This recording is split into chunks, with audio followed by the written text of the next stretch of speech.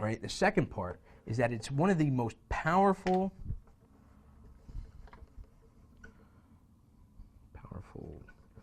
tools, right, when combined with kinesthetic activity, right? Meaning that watching a DVD, you can stop it, all right? Watching a video, you can stop it, you can get up, you can do it, then you can go back and turn it off, all right? In a classroom environment, can't really do that. In a martial arts school, you can, but what happens is, because going back to this first thing, you're following an imperfect model, you don't really know. A lot of martial arts schools are very crowded. You know, the teacher's not looking at every little single thing, and there's a lot of give and take.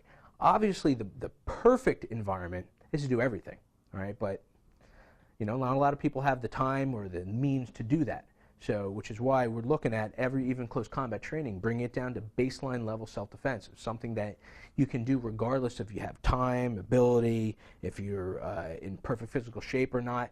It doesn't matter, all right? If you follow everything I've been talking about and what we're going to go through, the method to learning this, what you're going to do is you're going to pick up a perfect model of something that applies and clicks with something that you already have in your head, right, which is called association, which we're going to cover in a little bit.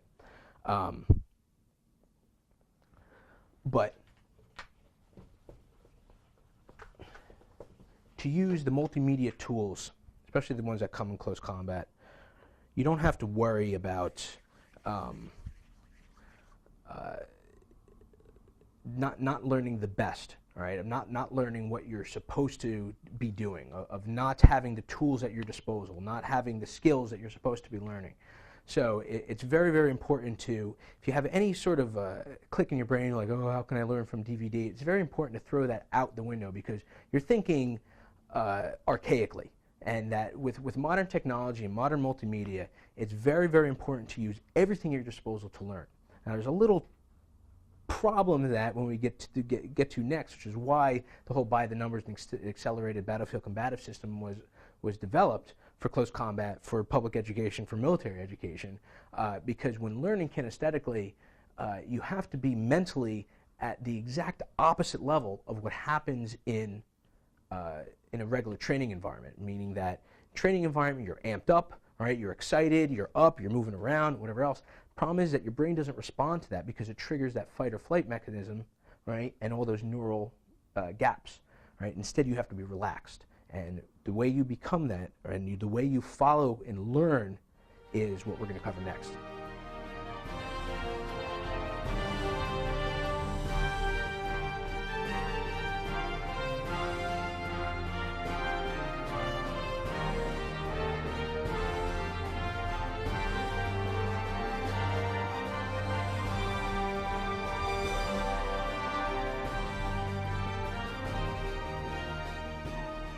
In this section, we're going to go through the tools you need and the skills you're going to develop to be able to go through and learn close combat by the numbers. First thing you obviously need is your close combat training course. Okay, most close combat training courses come with 6 DVDs. The first course is always a little bit more. There's extra bonuses in it, just so you guys can get to know me and my team a little bit better. You're going to need a DVD player with multi-variable speed settings. All right, now I know that sounds a little rough, but the truth of the matter is most modern DVDs today, DVD players today, even on your computer in a Windows Media Player or any of the third-party software, they all have multi-speed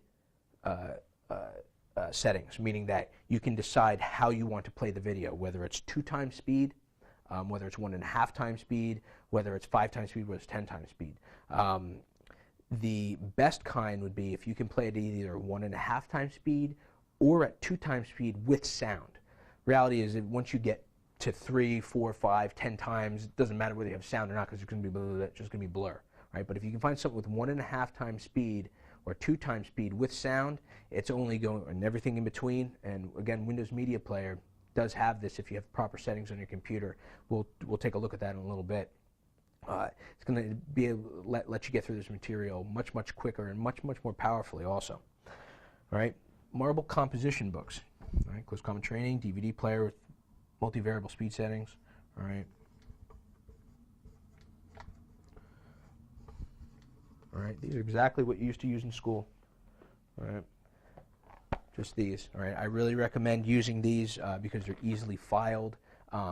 Again, for taking notes on this stuff, it's really up to you. I recommend these because they're easily accessed. They're all one place. They're bound. Right, you're not going to lose pages out of them and whatnot. I really recommend every time you receive a close combat training course, heading down or to the grocery store or the office supply store and picking up a couple of these. You pretty much one per module, and I'll get to that in a minute, why it's so important to use these. All right, pens, obviously, and take notes, highlighters, all right, and paper clips. All right, again, if you don't really mind mucking up your books, you can always dog-ear them, all right, but using paper clips to insert on the pages helps immensely if you're trying to learn something new or there is something that you want to revisit. Taking one of the pages and just paper clipping it is, is much better than ruining your manual with a dog ear because you can always access it. I use multicolored ones, obviously, so I can remember. And then even in my notes, I wrote down which paperclip or for what, so I can revisit it. All right, now this is the big one, is because one of the last things you're going to need is, honestly, you're going to need peace and quiet.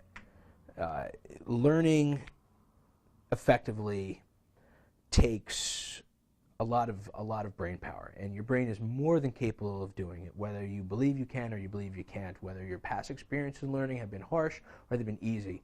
All right, I'm telling you right now, your brain is capable more than what you think it's capable of. But it comes at the cost of total and complete concentration and focus. All right? Not saying that you have to be concentrated and focused, meaning that nothing from the outside world should be able to permeate what you think you should be doing, right, or the task at hand. And I know, and I say this is a problem because a lot of people, including my wife, swear up and down that having the TV on or having noise or working through noise is the way they get things done.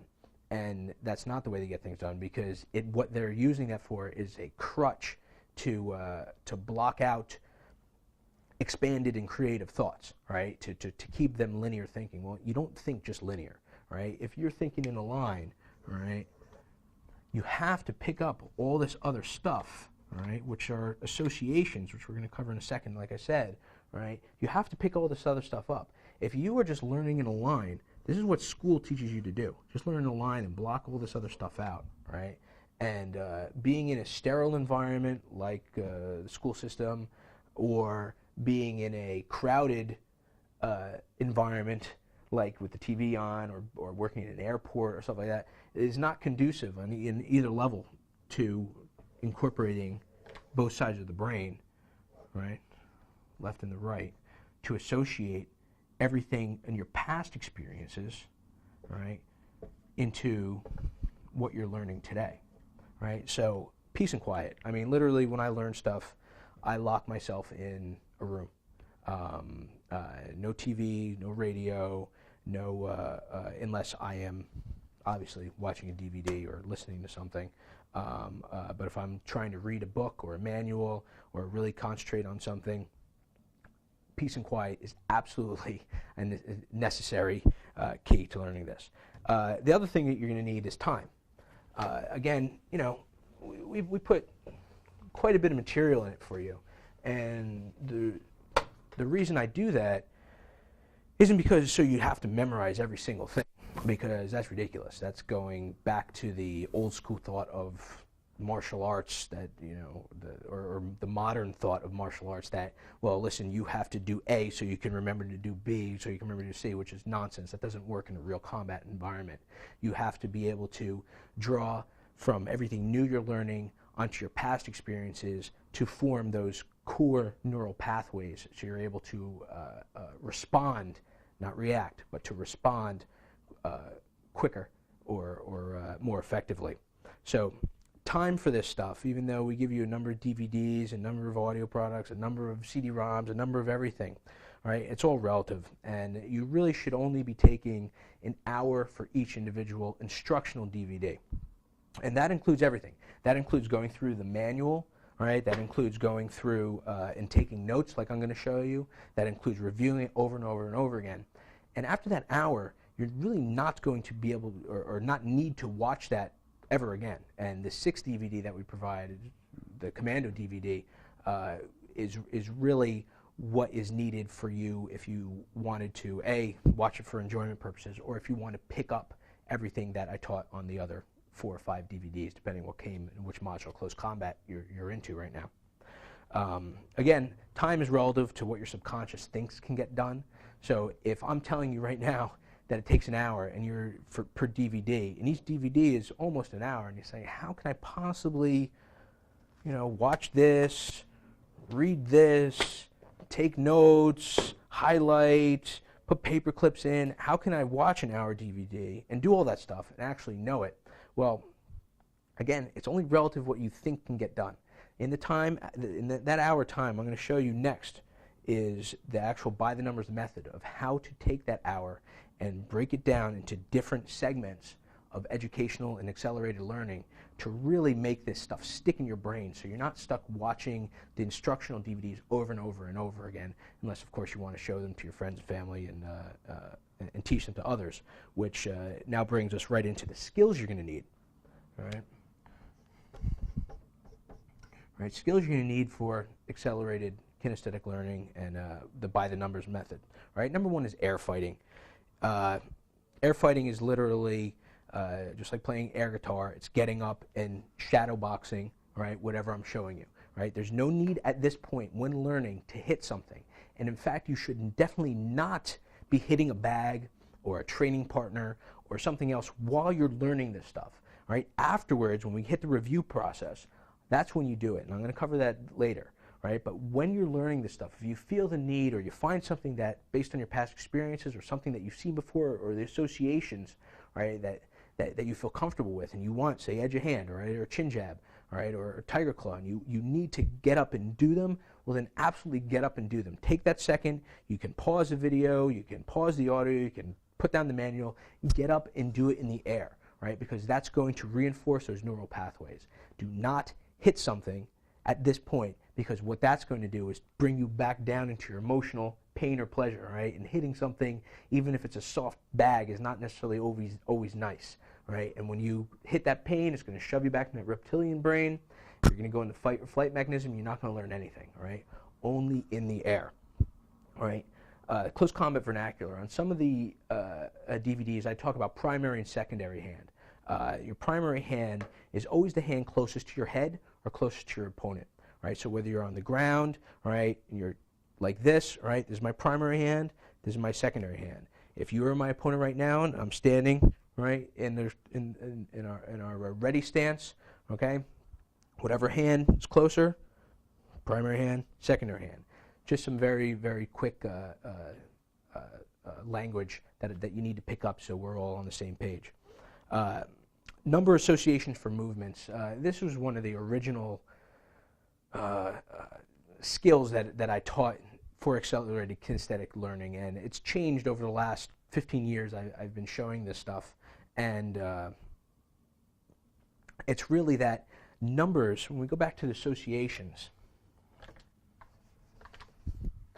right, if you are learning something, right, here's the new skill or method you're learning, and you're bringing in all this associative other stuff, okay? This stuff sometimes turns a straight line into a wavy line as you adapt it to your unique situations. When we hit and go into learning martial arts or fighting, because of that pain or pleasure or the fight or flight, because when you get into that, everybody's always afraid at first of getting hit, of getting hurt, of falling on the ground, of kicking somebody too hard. And one of the easiest ways to do that is to start associating things with actual numbers, because numbers don't have any sort of significance whatsoever, right? 1 means nothing to us. 2 means nothing to us, except the actual number of stuff that it represents. You know, on some of the DVDs, I talk about having, if you're standing up, right, and different martial arts do use this, right, having a 1, 2, 3, 4, 5, 6, 7, 8, right, the numbers are really irrelevant, right, so when you're standing up, this can then be turned onto the ground to different movement positions, just something, it's completely optional. If you do it, it does help when you're learning actual responses to different movement attacks and how to move. I do recommend it if you are a martial arts instructor or have lots of experience, because you're able to then bridge that over to other skills. All right. Same thing with numbers is then associating numbers with other elements, meaning which is mnemonics. Everybody's kind of learned this in school, that 1 rhymes with bun, 2 with shoe, 3 with tree, and you can then use that bun or shoe or tree to then represent another move. We're really not going to get into it. I do have other accelerated learning products at closecombatstore.com where we get into this a little heavier, so you can learn a lot of the much more advanced close combat techniques.